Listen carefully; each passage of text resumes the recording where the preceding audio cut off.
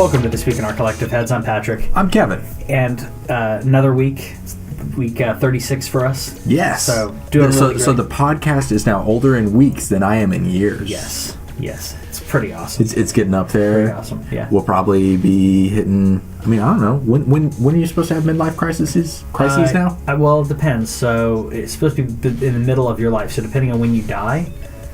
Okay. So we won't even have one because this is going to go forever. Forever. Yep. Heard it here first. Yeah, I mean, what your midlife crisis used to be in your what? It used to be like a 30s, 40s. It used to be like a 40s thing. Yeah. I now feel like it's kind of more of a 50s thing. Interesting thing. It's a 50s thing. Interesting thing though. I was talking with my co-driver who's he's got.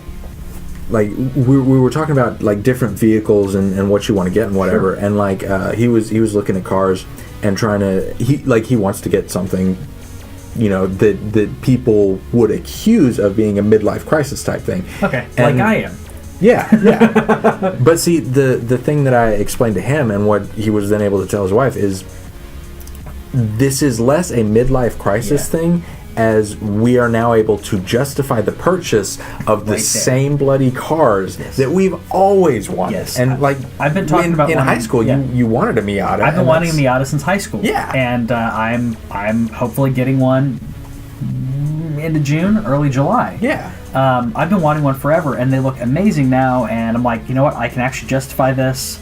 And I could never justify that before. Yeah. And so when that time comes, Courtney and I have talked about it. And mine will probably be a 350Z. Okay. Because she doesn't have a whole lot of opinions on like cars and models and things, but like of the vehicles that I've shown her that I'm like, I like this one and I like this one and these ones are cool and stuff. She's like, that one's nice. I could be down with that. Yeah. And so you know, someday. Yeah. Unless Tesla's an option. Because I'm gonna go for Tesla because I've wanted one of those since I heard that was a thing. Yes, and they're coming out with the what is the it? Model 3. Model 3 was supposed to be what, 35, 40?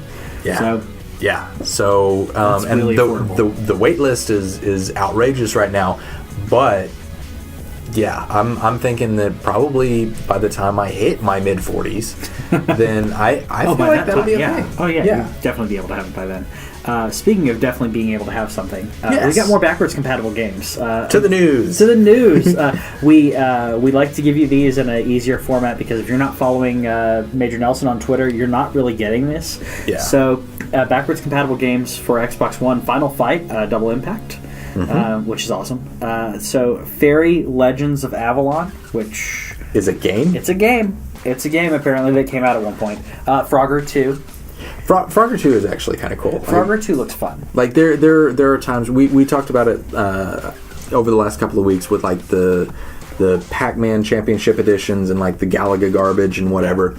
But this is one that updates the graphics without feeling like it has to throw something new at it. And like there's other game modes because obviously, but like you can play an updated graphics version of the game that you want to play. Exactly. And that's cool. Exactly. And we got Puzzlegeddon.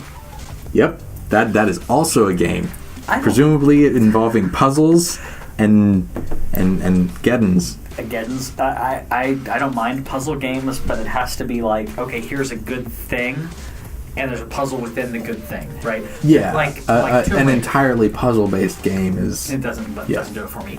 So Uncharted, Tomb Raider, Zelda. You have amazing environment, and there's a puzzle in it. Okay, so what is your opinion then on Portal? Oh, see, Portal is an amazing environment. They gave you an amazing puzzle mechanic. Okay. So because that is like the game is the puzzle and figuring things out. It is, but your environment, there's so much story to it, and it actually works with it. You're a scientific they create a world for you. Exactly. And doing that, I can invest myself in understanding why am I doing this? Why am I going through this puzzle? So that you don't become a heart cube. Yeah. Exactly. cake's a lie. And then the coolest one on this list, Yes. Deus Ex: Human Revolution Director's Cut. Yes. And that's exciting because cool. I mean we've got the new Deus Ex coming out later this year, and so if you didn't get a chance to try this out, you can. Spoilers, don't go for stealth because then the bosses just kick the crap out of you, because that's what I did. And it doesn't work the way you think it would work. It doesn't work because they actually outsourced the boss fights to somebody else who didn't appreciate the stealth mechanic, and so they just gave them, here's boss fights for a shootery game. And if you're not playing it like it's a shootery game, which is an option except for the boss fights. Yeah. Lame. This has branching dialogue and choices and outcomes the way that I like. The aspect of the Telltale games that I do like. Yes. And that's very much in here. And Deus Ex was before Telltale like really kicked it up. Mm-hmm. And I feel like that this game, its success, its critical acclaim, was in part responsible for the idea of, hey, why don't we do more with dialogue? Yeah. And so I really appreciate it for that. But yeah, if you haven't played it, it's worth a shot. Yeah, especially for being backwards compatible, is you can buy it on the Xbox 360 store, and then you got it. It's the director's cut, so it's not completely updated or anything, but it's got everything you want. Let's check it out. There you go. And you can get an achievement in the very first room just by looking at everything. All 7 things.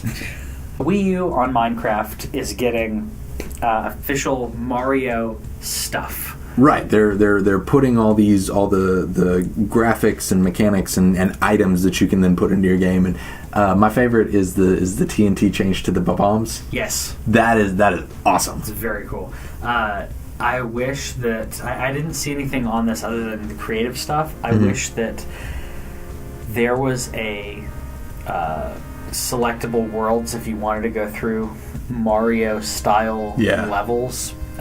It'd be like Mario 64. Essentially, take Mario 64, just the first level, right? To make that in Minecraft. Yeah, that'd be amazing.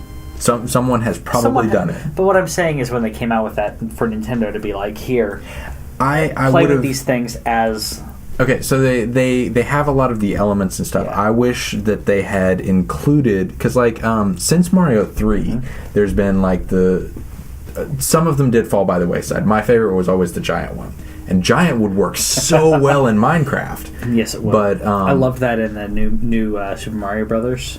You become giant and just wreck everything. Yeah. But yeah, that and Skyworld and the Ice World, and I wish that a couple of those elements had been put in. Yeah. But well, you have different biomes in Minecraft, so you can have the snowy kind of area and everything. So you could do that. You could have different biomes for the Mario version being different Mario biomes. So, but can you roll a snowman's body down a hill and run it into the head? No, because unfortunately blocks in Minecraft are stationary. You can build up a tower, knock down stuff leading up to just one block, and that block just stays there and it won't move. Yeah. It's part of the Minecraft physics that don't make any sense. Yep. Unless it's gravel or sand. Because that makes sense, because those things just kind of crumble. Yeah. But dirt does not float in the air. No. Not in my experience. No. Minecraft on Wii U didn't come out that long ago. Clearly this was in development at that time. Yes.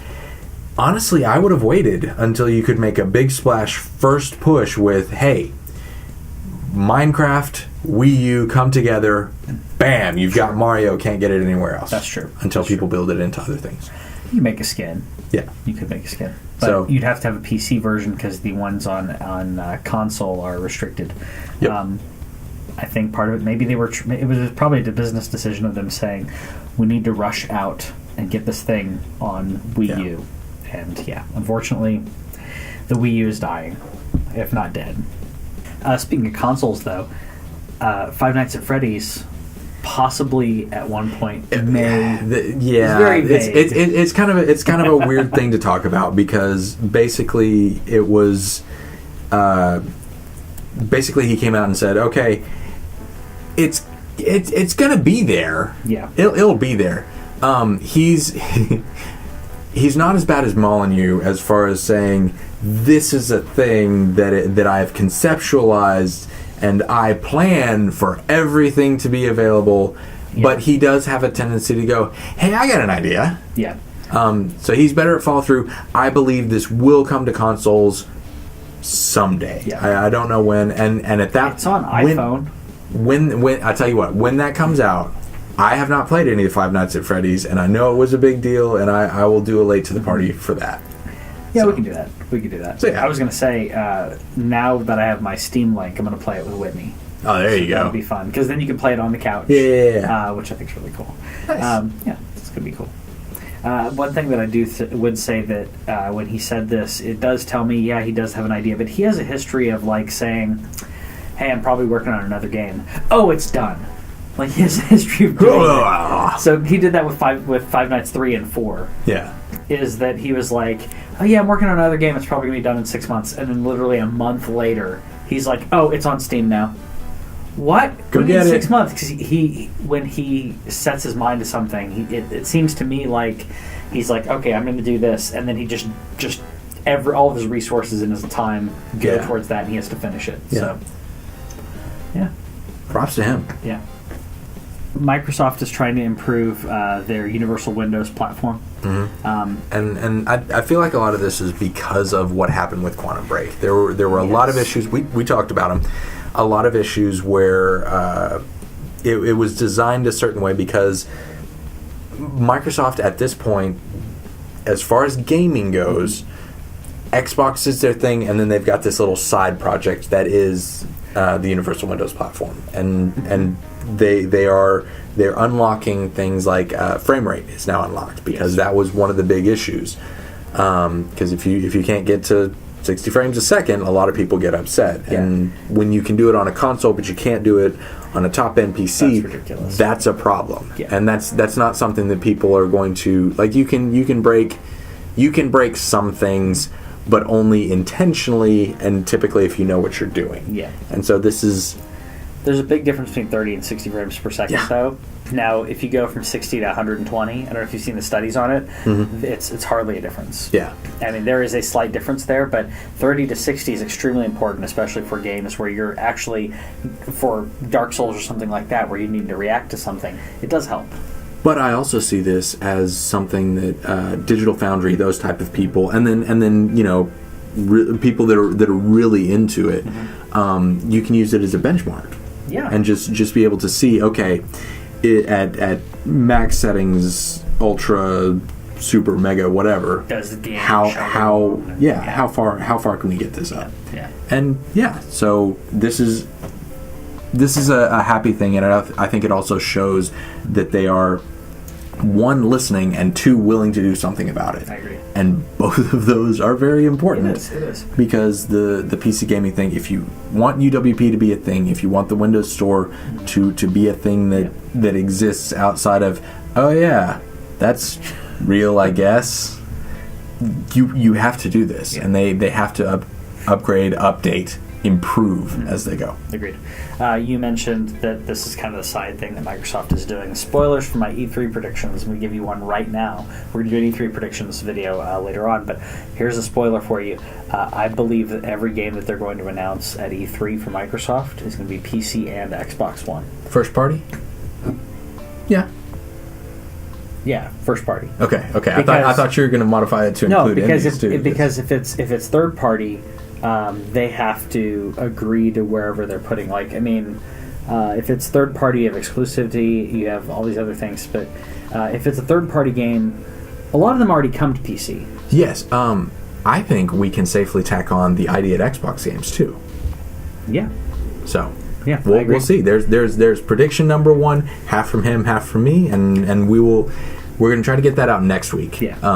But yeah, E3 predictions because the hype is real. I'm getting excited. Yeah, it's going to be interesting. Yeah, and this will be our first time, so it'll be doubly interesting. It's going to be interesting, but I'm really hopeful on Nintendo on this. I think that they haven't been truthful with what they're actually going to do. We'll talk about it next time. All right, you believe that. you sit there and believe that. So The Witcher 3 last expansion, yes, is going to be coming out on May 31st. and it looks amazing. It's pretty. It looks huge. It looks like an entirely new game. Yeah. This is where some companies will go, oh man, look at all we have. Hey, let's make that the sequel. I'm looking at you, Left 4 Dead. Like, there are so many games where they do that, and they go, we have all this content, let's just finish it up and package it as a sequel. In this case, they've not done that, and it looks amazing. Well, I also appreciate that CD Projekt Red and Bethesda in particular commit to their DLC, and that's because I've played some of Witcher 3. I hope to beat it. Mm-hmm. I'm not going to get around to the DLC. At one point in your lifetime. Yes, someday. I have not. It's beautiful though. It's a great story. It's a great world. And I really appreciate because like this was Game of the Year for a lot of people, and there are a lot of people who have dived so deep into the lore, into this world, and giving them more to work with. Because I feel like a lot of the big companies. I think Arkham Knight was probably the low point as far as a big company putting out a game, putting out a season pass, and then going, here's some stuff, I guess. But Blood and Wine is like you said, it's gorgeous, and they've actually made like subtle gameplay improvements on the back end that allowed them to make like the foliage in particular on Blood and Wine is much more advanced than it had been in previous ones, and so I really appreciate it. They've said that they'll continue to patch it, so they'll maintain it. If this breaks anything, they'll figure that out. Yeah. But this is going to be the last bit of DLC, and they're going all in onto Cyberpunk 2077. Exactly. Did you read the article about them talking about, hey, games take a long time? No, I didn't. Okay, so there were a lot of people on the internet. There was a noisy group of people saying, The Witcher 3 was out last summer, so surely Cyberpunk 2077 will be revealed in a playable form at E3. And CD Projekt Red, video games are really hard to make. Yeah. And if you want us to bring you the kind of quality that we've brought you, it's going to take a while. Unless you outsource it. That's the only other way around. Yeah. And Bethesda has done, Gearbox has done. If you want to put out content that quick, you either have multiple studios, Rockstar North, Rockstar East, all that. I mean, I think that what CD Projekt Red needs to do is just to take over Poland. And then just be like, all right, everyone in Poland. If you are in Poland, you work for us now. Yeah. Learn programming. Yes. But yeah, and that it is an amazing thing that they have done, and it's really fun to examine the intricacies of what a successful, big, dedicated group like this does. Because as far as I've never personally heard of any other a developer out of Poland. Yeah. And the things that they've managed to do they have a noticeable impact on the Polish economy. Yeah. And that's pretty amazing. It's incredible, and I have huge respect for their work ethic and their commitment to quality. Yeah. So for those of you who played The Witcher 3, Blood and Wine. Yeah. It's coming up. Exactly. And it's going to be good. Ubisoft has announced that there will be, quote, a new AAA IP revealed at E3 this year. That's a huge announcement. It really is. Ubisoft, if you guys didn't know, Tom Clancy games, Assassin's Creed games, everything is a franchise. Far Cry games. Yeah. Everything is a franchise. So for them to say we have a new IP and it's going to be AAA is a big deal. And knowing them and knowing their business model, whether you like it or not, they like franchises. So whatever this is going to be is more than likely going to be something that can have a continuing story. As well as tie into that world, because Far Cry and Assassin, they all tie together. They do. So which it's really weird, but that could be really interesting. And you could predict It could be something more futuristic and sci-fi, and we've gone in the past. Yeah, they're going all over the timeline. Gotta go everywhere. So it could be it's really hard to predict something like that. It could be sci-fi. It could be futuristic. It could be something. I would like to see them do fantasy. Fantasy. I really enjoy their world building, because what they've done so far has been in the real world with qualifiers, asterisks, however you want to do that. I would like to see, and their world building is exceptional, because they in like the Assassin's Creed series, they take real legit history and real historical places, events, people, locations, and they build it into a thing. And I would love to see what they could do with a blank slate. Yeah. Because the creativity of those people is astounding. It is. So yeah, we'll see what happens. And I think that Ubisoft's could be the most exciting press release this year. I'll share some of my predictions later, but like what they've announced, what we believe is coming, how this is going to be, and I'm looking forward to seeing them kind of expand and charge full bore into what they can be. Exactly. I think this will be a part of that. It could be amazing. We'll see. Indeed, we'll see together. Blizzard announced that they're going to be banning Overwatch cheaters for life. Not just so. But let's be honest here for a minute. It's pretty extreme. Yes. And my first thought was, oh, well, then, they'll just come up with another account. You create another account, and then it's no big deal. You can do that, but if you guys know anything about Blizzard, you have a Battle.net account. Mm-hmm. So everything ties back. Everything ties to it. So I don't know if they're talking about banning for a game or banning your account. Oh, no. It's just the game, right? Yeah. Because otherwise you'd lock out. But that means that you then have to create a separate Battle.net account for, if you did cheat, you'd have to create a separate Battle.net account for Overwatch if you cheated. Yeah. That's one thing that I do like about the games, though. You have to buy a new account too. You have to buy the game again, because it's not like it used to be where you'd buy a game, create an account. These are tied together. Yeah. So you're not only saying we're banning you, they're saying your copy no longer exists.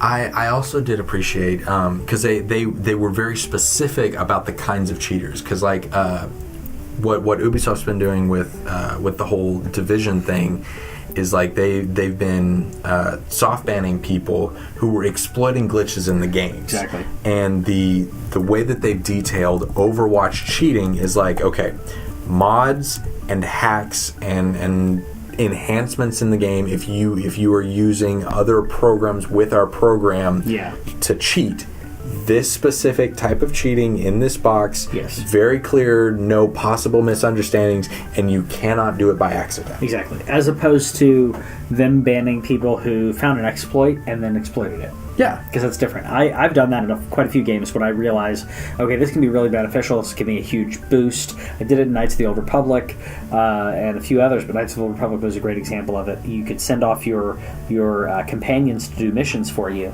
and one of them was ridiculously profitable. Yeah. So I sent my companions off to do missions constantly, and I would just have my laptop there and just send them off. I wasn't actually playing the game. Yeah. So when I was not playing the game, when I was like watching movies or doing anything around the house, I could send them off for 30 minutes at a time and then get profit. Yep. That's not playing the game at that point. Yeah. But I wasn't cheating. So I was using an exploit. But yeah, so I did like that they said that at least. It's basically hacking or using a third-party software. I get. Yeah. I completely understand. And that's intentional. And the other thing about it is the Dark Souls 3 cheater from software handling continues to be very poor. Yes. And that's the other thing about this, because like if a hacker creates an item, drops it on the ground, you pick it up, your save can then be corrupted through no fault of your own. Yes. There's also been and they've been victim blaming that. I hate that. Jim Sterling's been talking about this, and there have been instances where they didn't even pick up items, but a hacker invades them, drops a permanent item into their world and leaves, and then their save can What get... constitutes a permanent item? I don't know. And that's... This one is not substantiated, but like he's saying that there have been reports of people who did not pick up items doing that. And then you were talking about the victim blaming thing again, which is also not pleasant. Because if someone comes in, and we're talking about a game that you're having random people come in to help you. Yeah. Well, if a random person comes in and drops an item for me, I don't know when it's on the ground. Yeah. I don't know what it is. Yeah, it's a glowing thing. It's a glowing thing. I have to pick it up to understand what it is. So you're essentially saying, if you're trustworthy at all. Yeah. I mean, I don't expect... This isn't a game that has mechanics built in it where you can trick someone, where you can give them an item and then it blows up. Yeah. They're going to give you something that is beneficial in one way or another, so... Have you seen the Fashion Police videos? No. Oh my gosh. Okay. Yes. There's a guy or girl who title the Fashion Police. Okay. And comes up, waves, equips your outfit. Yeah. And then equips another item that looks better with your outfit and then drops it on the ground for you and says, bye, and leaves. And I'm like, oh my god, that is amazing. That is beautiful. I love that. Like who I don't play the game to care about what I look like. I mean, I like the way my character looks and everything, but I'm picking. I guess I pick stuff based on stats. Yeah. So it may be hodgepodge at that point. The stats, like, there's not a huge difference in stats and playability. A lot of it is going to come down to how you play, and so Fashion Souls is a thing because the stats are, for the most part, not that different. They're not that different, and the biggest difference is the weight. More than anything, it's the weight. So if you play a character like mine, I'm very dex based, and I don't have a lot of strength, so I don't want a heavy roll or whatever, the slow roll. I don't want that. I need to be able to roll really quick. So see, he said it like two different ways to avoid saying fat roll. Okay, I didn't even think about that. Yeah, I don't want the chugging. Yeah, if I got to get it out of the way, I got to get it out of the way, and then be able to attack quickly. Yeah. So, or be able to just quick roll. Not when you're Brave Sir Robin running away. That's what I do. You need that. That's my thing. So yeah, I think that's the biggest thing. Yeah. I don't. One of my favorite things in Bloodborne was the Scorched Armor set, like the big witch hat and the 6-eye. Like that was a bamf set. Yeah. And I loved it. And I have not found anything that's that perfect for me right now. Yeah. But if I find a set that is that amazing, I probably won't switch out. Probably will. I mean, we're talking about Dark Souls a lot. Yeah, we have the lore videos and everything, but this is the best-selling game of April. Yes. So, you guys, if anyone is tired of us here talking about Dark Souls, we're talking about the best-selling game of April. So, yeah. Congratulations to From. Congratulations. I think it's amazing because we're talking about a game that, from Demon Souls, which became such a niche thing, and I think Bloodborne and Dark Souls 2 to a lesser extent with the Scholar of Sins one really helped that, but I think Bloodborne really is what knocked it out of the park and got more people to gravitate towards the first ones. One of the big things that I feel directly helped that is actually the PlayStation doesn't have a whole lot of exclusives. Yes. And so an exclusive to come out at that level and that quality introduced a lot of people to it. It's really amazing. Brian Altano, who does our intro music, he first came into Bloodborne. I haven't heard if he's going to play Souls 3, but I hope he does. I hope so. But yeah, it's interesting people's perspective on the series based on when they come in. And like Cameron, okay, so I think Cameron's going to be one of us now. Yeah. Because I've got him from playing Call of Duty to playing this, so yeah. And so I've been watching his streams and watching them live when I can and kind of helping him and whatever, but even if not, I'll watch it and then like keep an open chat dialogue and be like, oh, you remember the part where you saw this? Okay, you need to head this. And you asked this question. So check him out, Brown Dog Pie Dog on Twitch. And he's better at monologuing while playing than both of us put together. He's really fun to watch. Yeah. But yeah, he's been doing that, and he's reached a point where where when he goes into an ambush and then dies, he just sits there and laughs. And I'm like, yes, we've got you now. That's the level you need to be at. Yeah, because I go, huh. Like, I used to get frustrated. But when you first come in and you're like, what? How was I supposed to dodge that? That is not fair. And then eventually reach a level of comfort with your own death that you're like, oh man, I got killed so bad. Oh my goodness. I will say cheap boss fights, like certain bosses where I'm like, there's either no way to dodge or the dodge was really hard. I will get irritated by that. But regular playing through the game, I don't. There's a rat boss in Dark Souls 2 that I don't use shields, and I could not beat that one because there is not a roll time that works, because he has a double swipe. Yep. And so if you dodge the first one, you get hit by the second one before you can start your second roll. Nope. Yeah. That's not okay. That's ridiculous. And that's the only time I've seen that. I was able to beat all the bosses, including optional bosses in Bloodborne. So I feel like that they went, oh wait, yeah, let's not do that. Yeah. So people have different play styles. So there's your Dark Souls 3 bit, because we're gonna keep talking about it forever. We'll not talk about it for the rest of the episode. You promise. I'm not promising jack. I'll talk about what I want, and then I get to monologue, and you just have to sit there because you promised. I promised. But he could edit it out. I could. Dang it! Power. Centipede and Missile Command are classic arcade games that are getting movie adaptations because the people wanted it. So this never works. Battleship is a great example of it. And Battleship completely screwed the pooch on that. I mean, you have all you had to do for Battleship was essentially make a movie like Hunt for Red October. A war game that includes an aircraft carrier and submarines. Yes. That was all you needed. Yes. You had one job. One job, and you screwed it up and threw aliens in it. It does not work all the time. Okay, I never actually saw it. Really? They're aliens. Huh. Yeah. Why not? My big hope is that Centipede Cannon will come into this. Are you familiar with Centipede Cannon? No. Okay. You mean Human Centipede? No. Oh. I know you're familiar with Human Centipede cosplaying.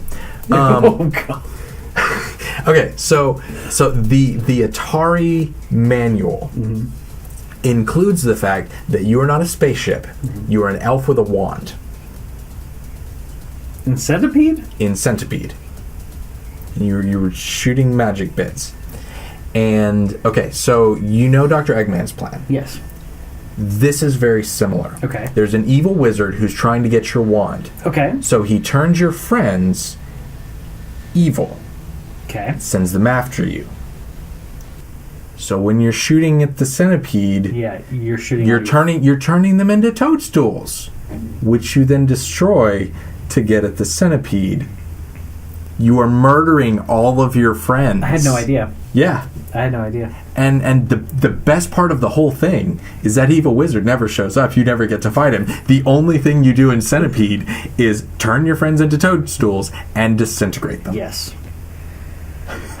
So if that shows up, in Centipede, I do have sources for this. Yep, obviously we always have sources, but wow. Yep. Yeah. So I thought when I looked at this, I thought, okay, there's no way you could make a movie out of. It's not going to be good, but there's at least something there. Oh, okay, I would watch that. Yeah, that is a tragic story. I didn't know about it because when I saw that, I'm like, what are you going to really make the movie about? Yeah. What's the story? Apparently there's a story. Missile Command, so essentially like Red Dawn kind of, possible nuclear war, and I don't know. Yeah, I don't know. We'll see, but just re-release War Games with Matthew Broderick. That'll be it. Well, I mean, we're getting Ready Player One. We are. And I want that to go the other way. I want that to be a video game that I put on a suit. I want to go into the world. I like that world. Yeah, it's amazing. That's that. I think that one's gonna. It's a video game in a different sense. It's a movie about a book about a video game about real life. Yes. So, yeah, I'm excited about that one. I am too. I'm hoping Gene Wilder actually gets on because about this? No. Steven Spielberg's apparently talked about wanting him to be in it. as the because Gene Wilder, Yeah. if you ever watched interviews with him, they ask like, okay, so why aren't you doing movies anymore? And he's like, nothing interests me anymore. It's just it's needless crap. It's needless violence. There's cursing. It's not saying There's anything. nothing. There's no message. There's cursing just to have cursing, and that's not. You can be funny without having cursing. Yeah. And it disinterested him. So just basically he slowly started doing less and less work. Yeah. With that, he's writing and he has charities that he works with, but he's not opposed to acting. So if anyone can convince him of that, it's Spielberg. Yeah, and this source material is really amazing, and because he's so in tune with, like you said, he's not doing acting, but he is very much aware of what's going on, what's happening, and so I would really enjoy seeing that because and particular based on the era that is glorified and nostalgicized to that degree is when he was doing his greatest work. It really was. 70s. And, the other thing that I would mention is slight spoilers for Civil War. If they did the CG that makes someone look younger than they are, what they did with an Ant-Man, what they did with Michael Douglas. So they do that in a flashback of sorts in Civil War. If you did that, you could do that with Gene Wilder. So you could have Gene Wilder act out something as the younger version of himself. It'd be beautiful. And I love that man. So the more I hear about Ready Player One, the more excited I get, and I hope it's as good as it can be. I think if anybody can do it, it's Spielberg. For something like this to have the heart that this needs, it's Spielberg. So keep an eye on it. 2DS is getting a price cut on 520. So don't buy one before then. It's coming down to $80. I'm probably going to get one, and depending on what they do with the Nintendo account, it might be mandatory for me. I might have to get a pair of these so that my girls can play the classics. And if I can get that, set it up on account and let them play Mario and Mario 3 and Donkey Kong, and if they let you share it between devices, that'd be great. And and that's the funny thing is if they don't, I will buy one, and if they do, I'll buy two, and I will buy more games because of course I would. I think the 2DS. I think that's. I was going to say, oh wow, the 2DS is still being made, but I think that's a great example of it. I think that the 2DS is really clunky, and it's not for me. Yeah. But for your girls, I think that'd be perfect. Yeah. I love my 3DS for the travel ability. It's it packs up and it's a little bit bigger than my phone, a little bit bulkier than my phone. It's about the size of a Vita when it's packed up, but I can expand it out. I've got two screens, and it's a really enjoyable gaming platform. I'm surprised the 2DS is still being made, but if it is able to cater to the younger demographic and be able to let them play these games, I think it's amazing. Yeah. And I am hopeful they let you do that, because I have a 3DS and my wife has a 3DS. And if I want to play a game with her, I'd have to buy two. Yeah. If I'm playing a game that we both will trade off, then I'll just be a mature adult and say, okay, well, she's playing it now. I'll play something else. So. Yeah. It's just a shame that you have such a dearth of consoles and titles and other options to pick from. Whitney was playing Uncharted 4 last night. Yeah. And I was like, oh, it's gorgeous, but I wanted to play a game. And it's amazing game. Everything about the hype on this game is true. It is the most beautiful game that I've ever played. And the banter between Nolan North. They are awesome together. Yeah, Troy Baker and Nolan North are great together. Hearing the banter between them, even in parts that are a slight lull, where it's perfect because it adds a little bit more where it's him and Sully and it's just great. But she was playing that, and I went, I want to play a game. But we have one TV. We have all the consoles hooked up to that. And I guess I can play my Vita. First world problems. Or Wii U. I could play Wii U. You could make Mario Maker. I don't know why I didn't do that. I need to keep that as I keep forgetting that I have that as an option. I could be making Mario levels this whole time. Yep. So I played Hearthstone and then I played Vita. So there you go. What are you playing on Vita? I was actually still playing Hitman. Yeah. Nice. It's fun. I'm thinking about it. I like games where I can really quickly jump out and jump in. I don't like. Yeah. It's portable. When I view portable gaming, I view it as this is a really quick jump in, and then I got to do something. Click, and that's it. Yep. And any game that lets me do that is perfect. Disney Infinity is ending. Yes. And Avalanche Studios, with its 300 employees, is shutting down as well. It's sad to me because I want more figures. Not really because of the game. The games have been okay. Which is kind of. It's completely the opposite of what it should be. But I feel that that's part of the reason, because there were a bunch of I saw a lot of back and forth on. I guess Toys to Life is dead, and it's like no, because the commitment that they did to the levels, and they were creating racing levels and shooting levels and platforming and RPGs and open world, and like that studio has had an amazingly prolific system with that one studio. That is expensive, and I mean Disney knows how to make figures. They know how to market figures and everything. This is something that's going. They'll outsource whatever and they'll put stuff in. But like Amiibo has the figures and not the games. Skylanders is a package deal, but they're not having to make new content. All they have to do is make new mechanics for each individual thing, and that's much easier. That's much cheaper.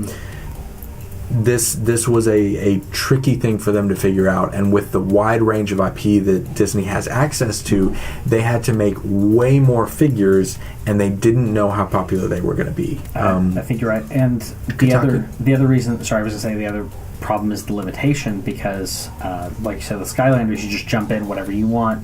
You have limitation, and unless you're in the toy box, you can't play Guardians of the Galaxy with Mulan. Right. So. Kotaku has an excellent long read on just kind of how this whole thing went down. Kevin McDonald was also apparently working on a piece. We didn't get that one, but not Kevin McDonald. Alana Pierce, one of those other foreigners that works at IGN. Sorry, Alana. But yeah, she was working on a piece about this, and she got to go there and tour the place, and she said everything looked fine, and like the people there were really passionate and excited about what they were doing. And it's always sad when a studio closes, but this is 300 employees that are now out in the wind. And I really hope they'll be able to land on their feet and figure out where they're going. But as big as Disney is, it could have even been profitable, but if it's not hitting ratios or whatever. So we'll see what happens from here. Perfect example with Disney. I mean, Disney World and Disneyland right now are having attendance issues. And if you've been to Disney World or Disneyland like any time recently, parks aren't empty or anything. There's a ridiculous amount of people. But it's not as many as they want. It's not as many for the budget that they do. If you didn't know like how much just their fireworks shows cost every single day. One of them costs, I think, $40,000. Every single day. So Disney is one to go, okay, we're making profit, but not enough profit. So we need to figure all this out. Exactly. Another closing though is actually Project Spark. Yes. They're given a little bit of time. It's going to close on August 12th. Right. But this was an ambitious thing for Microsoft. They were wanting to say, here's a platform, you can make whatever you want in it. Very much like Minecraft. Here's a platform, make whatever you want in it. It did not succeed the way they wanted it to. It did not succeed the way they wanted it to, and also with what they're doing with the Windows platform and UWP, that is a more robust version of what Project Spark was. I feel that Project Spark was something that they took and they were like, okay, so we've created this set of developmental tools that can be used for these things. Okay, what if we took that, enhanced it, let you a little bit more on the back end, and so I feel like you have to program with UWP though. Yes, but you can grab a free engine, plug it in, and you're done. Yeah. So because of the way that assets work, because of the way that these things can be joined together, I think that's probably what happened with this. And so UWP is the next version of Project Spark, and they need to let that go. Yeah. Fun story though, we TWIOCH got to help with Eurogamer's story on this, because their headline said that it was closing down December 12th. I was like, that's an American talking, and you need to flip those numbers. And that's great. And the ironic part was the Eurogamer story was written by an American. So wait, hold on. So they thought it was December 8th instead of Yep. So that was fun. I helped. That's awesome. So we knew Titanfall 2 was coming out. Yes. We knew it was coming out because they came out with a trailer. Yes. Or a teaser. It just had a sword. That's it. Yay, swords. Yay. But apparently it looks like it's coming out this year. Yes. Thanks to a little leak.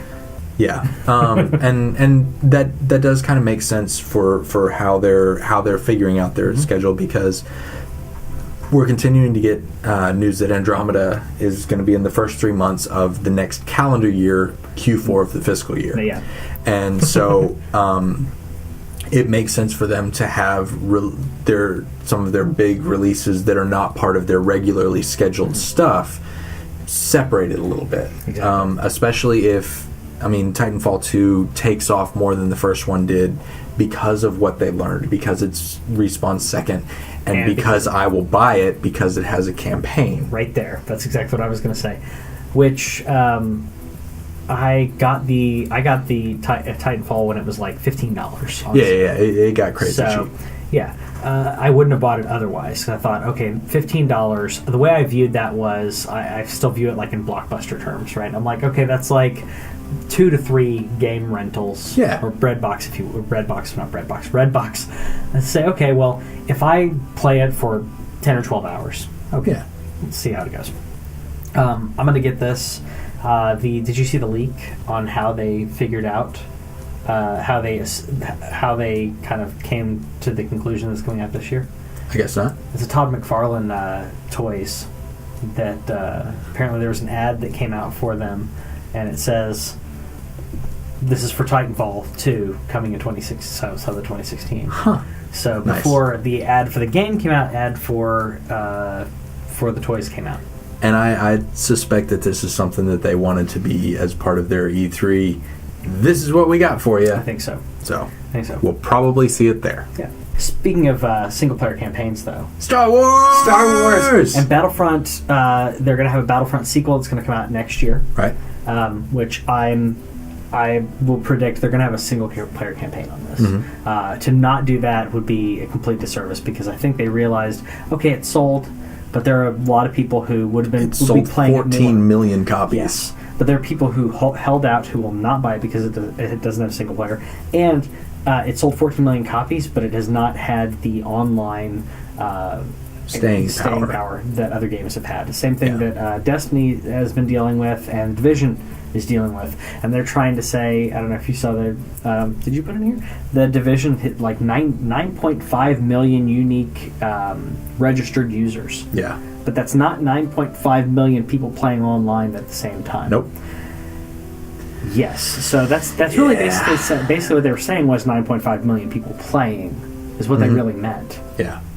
So Division's not doing as well as Battlefront. Yep. Because it's Star Wars. Anyway, so the big story here is Battlefront will have a sequel coming out next year. And even more important than that, they're now working to stagger their releases so that there will be one major Star Wars release every freaking year. Basically, just like the movies. Right. Every year we're going to have a Star Wars movie. Every year we're going to have a Star Wars 2 years from now, though, is when I get crazy excited because that's when Amy Hennig's game is coming out, and I'm actually kind of grateful that it's not coming out in 2017. I am too. Like, because a lot of times when you're gearing up a new studio, you're gearing up a new IP. The first one's going to be good. The second one is great. Yeah. And with Hennig in charge, I feel like that they will be able to make the story game that I want. And they're giving them the time that they need. That's exactly what I was going to say. She signed on, or at least we heard about the story in, early 2015? At the end of 2014. At the end of 2014. So when they did the PSX reveal of Uncharted. Exactly. Yeah. And now she had already been working on it. That's just when they revealed it. So if it comes out in 2018, she will have been working on this 4 to 5 years. Mm-hmm. And that is perfect. Because if a game like this needs that much story, you're going to need that much time. Yeah. So I'm completely fine with this as well. Fire Emblem and Animal Crossing, we talked about last episode, I believe. Yes. The mobile games versions are going to come out. They have announced that both of them are going to be free to play. They did not say. They haven't really done any more details on that, but they're putting them forward as free to start games. Free to start, yeah. Okay. I said last week, and I'll say again, Animal Crossing completely makes sense with that. Yes. But Fire Emblem, give me an option to just buy the game, and I will buy the game. If you're going to try to nickel and dime me, I'm going to play the free content, and then I will be out. Yeah. And if you want to see how a free-to-play game can do well, look at Fallout Shelter. Look at Pocket Mortys and Hearthstone. It's another great example. Hearthstone, to a lesser extent, I've put money into 2 out of 3 of those. Because now Hearthstone, you have to buy expansions, but to get certain cards, they're kind of locked behind a paywall at that point. But you can play that game for free and enjoy it for free forever. And get really deep into it. Yes, very deep into it. I've spent. With the expansions and everything, I think I've spent around $80 because I had to buy expansions. I didn't buy any cards, but I bought multiple expansions. No, I did buy a pack of cards, so maybe I'm at 80 because of that. But I play it a lot. I play it every day. It's fun. So it's a great example of that. Fallout Shelter as well. I put in $15-20 on Fallout Shelter, but I didn't have to. I got the Mr. Handies. That's exactly because those are so nice. Yeah, they are.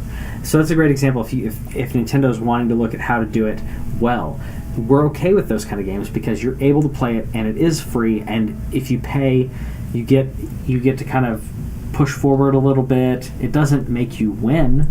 Yeah, but for me, like Animal Crossing is the mechanics are built around accumulating and collecting and all this kind of stuff.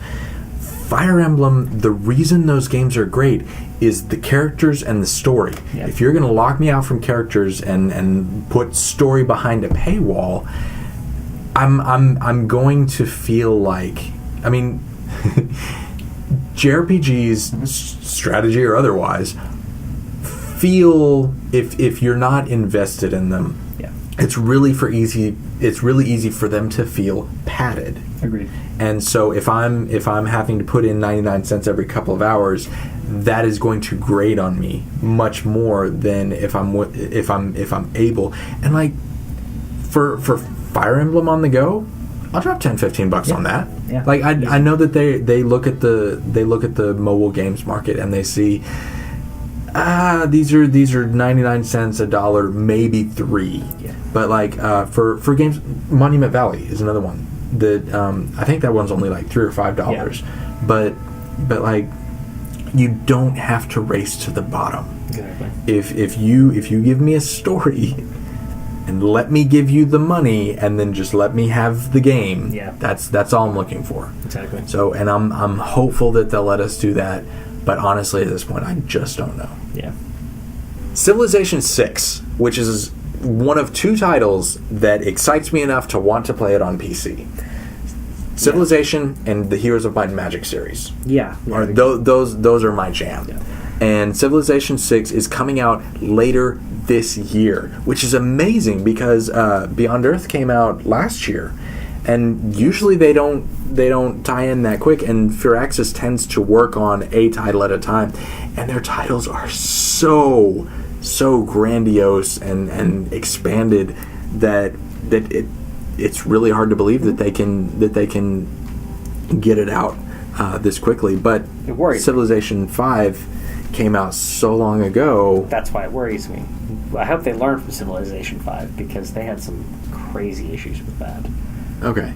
You know, I didn't run into any of them. I was fine. Okay. They had a lot of issues when it came to them. What was it? Trying to connect the server to normal things, because basically you had to connect to their servers to do it. So for the first month and a half or 2 months, they had issues. I didn't get it at launch. At launch, it was one of the worst.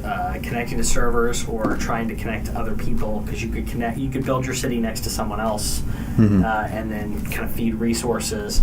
Yeah. And that wouldn't work. It would think that the other person's city was not producing any resources, so you wouldn't get any of the benefits. If you planned something out with a friend of yours saying, all right, I'm going to be really good at really dive into this, you dive into this, and we'll feed off each other, it didn't work the way they wanted it to. So I'm hopeful, but it's kind of scary that they went in that, they're coming at that quick. Did you see the graphics on it, though? The graphics are more, it's not quite cel-shaded, but it does not look as realistic as some of the other versions. I don't have a problem with that. Yeah, if they concentrate on the gameplay, and that's the thing, because like it's at that level. I mean, you scroll out far enough, and you've got a real-time tile-based. It's basically what you're dealing with. That's what you're dealing with, and it doesn't need to be pretty as long as it works and the things go out and where I can identify stuff easily. Agreed. And I don't think that's going to be a problem. Agreed. So yeah. Civilization 6, I'm gonna figure out how to get a PC ready for that, because I'm gonna play it. Yeah. Star Trek Online is releasing on PS4 and Xbox One. Yeah. You filed this under the category of things that no one was asking for. Well, they have like 12 expansions on this game now. Do they have that many? Yeah. It didn't come out that long ago. Yeah. I love Star Trek, but this fell really, really short. I've also never played a good Star Trek game, and I've played a lot of Star Trek games. I've never played a good one, and that's unbelievable based on how much you have to. It doesn't seem like it would be that hard. You know who I would love to do a Star Trek game? Who? Telltale.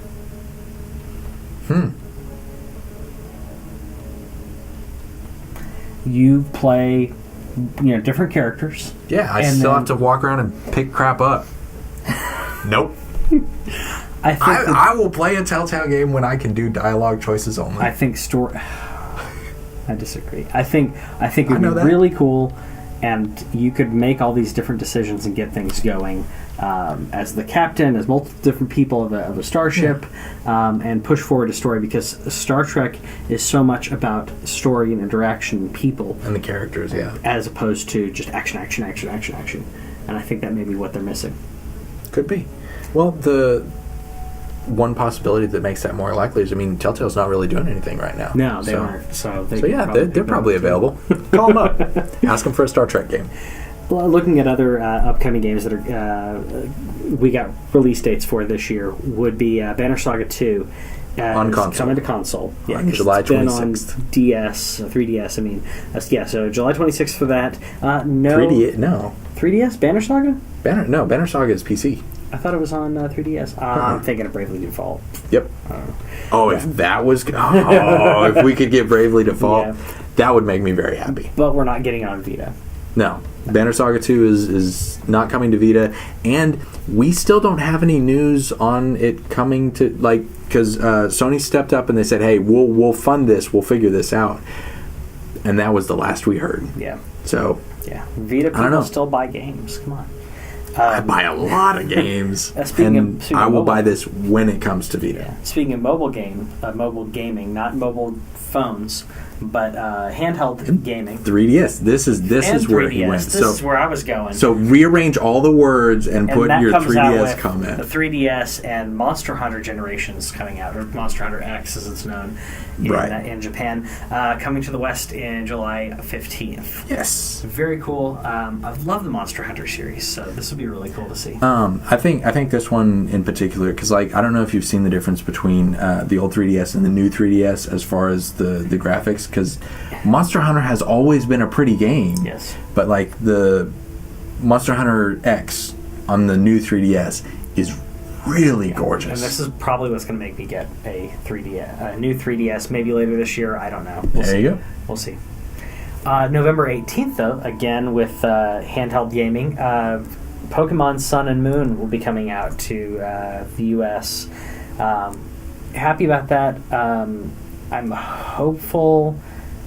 I think X and Y were pretty good, but I'm really hopeful that this one will go more to the roots of Pokemon. Maybe that's just me. I don't know, but I think that X and Y, it didn't completely alienate people who hadn't played the series in a while, but it jumped forward way too much, and I would like to see more of a return to form.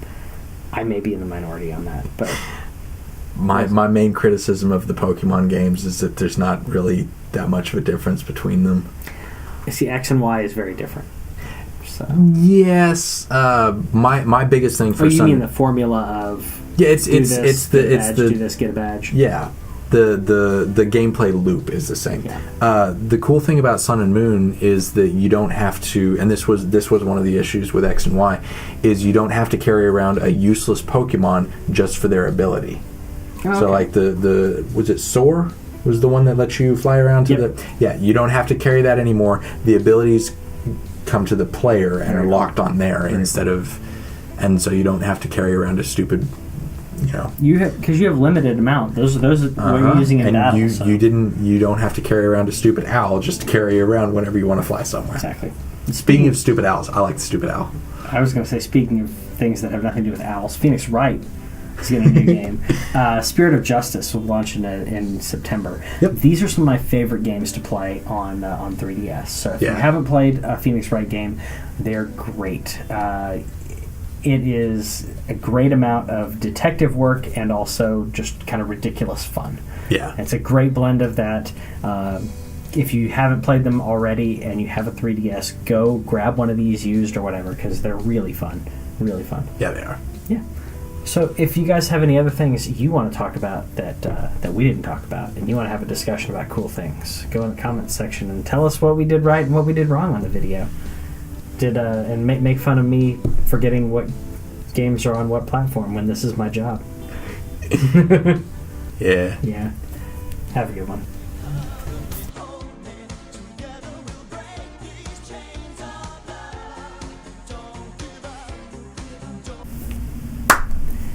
So civilization. How about if I do it? Talk. I'll do it.